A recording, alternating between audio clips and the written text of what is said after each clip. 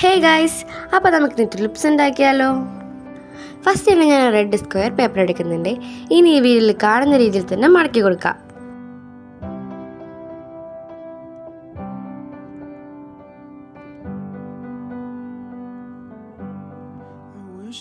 ഇനി ഈ മടക്ക് ഈ 4 സൈഡിലും മടക്കി കൊടുക്കുക. എന്നിട്ട് ഇതേപോലെ കട്ടും ചെയ്ത് കൊടുക്കുക. ഇനി ഈ മടക്ക് ഈ 4 സൈഡിലും വീണ്ടും മടക്കി കൊടുക്കുക.